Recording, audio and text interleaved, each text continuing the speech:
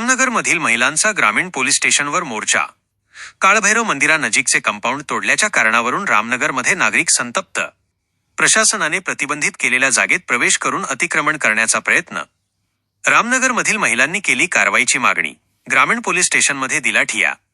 खामगाव तालुक्यातील रामनगर येथे काही दिवसाअगोदर रातोरात शिवजयंतीनिमित्त छत्रपती शिवाजी महाराजांचा पुतळा बसविण्यात आला होता।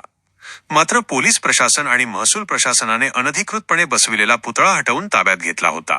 त्यानंतर त्या ठिकाणी उपविभागीय महसूल अधिकारी यांच्या आदेशाने ग्रामपंचायत रामनगर जवळील काळभैरव देवाच्या मंदिराजवळील जागा प्रतिबंधित क्षेत्र म्हणून सील करण्यात आले होते। तसेच सदर जागेवर तार कंपाऊंड सुद्धा करण्यात आले होते।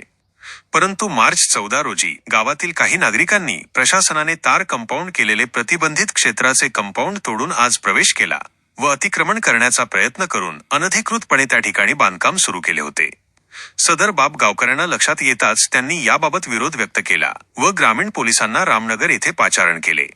या प्रकरणाचा निषेध करत रामनगर येथील महिला वर्गाने व नागरिकांनी थेट ग्रामीण पोलीस स्टेशनवर धाव घेऊन शासनाने प्रतिबंधित केलेल्या जागेचे तार कंपाऊंड तोडणाऱ्या विरुद्ध गुन्हे दाखल करण्याची एकच मागणी केली आणि ग्रामीण पोलीस स्टेशनमध्ये ठिय्या आंदोलन केले।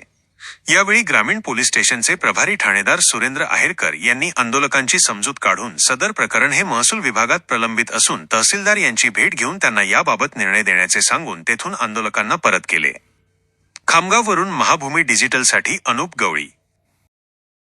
काही समाजकंटकांनी ओपन पेजमध्ये कंपाऊंड केले व पाण्याची टाकी पूर्ण गावाला जे पाणी मिळत होतं ते पाण्याची टाकी होऊ नाही दिली आणि त्या जागेवर अवैधरित्या बांधकाम चालू केलेलं आहे। पोलीस प्रशासन व यांनी दोन्ही पार्ट्यांना समजवता असा केला की बा ऐकण्याच्या स्थितीत दोन्ही तिकडली पार्टी नव्हती। त्यामुळे एडीएम साहेब यांनी आदेश काढला व प्रतिबंधित क्षेत्र पूर्ण करून टाकलं व पोलीस प्रशासन पूर्ण रामनगर इथं उपस्थित करून ठेवलं। परंतु आज रोजी पूर्ण जागा प्रतिबंधित क्षेत्रामध्ये असताना काही समाजकंटकांनी ते कंपाऊंड कापून अंदर जाण्याचा प्रयत्न केला व तिथं जाऊन बसले।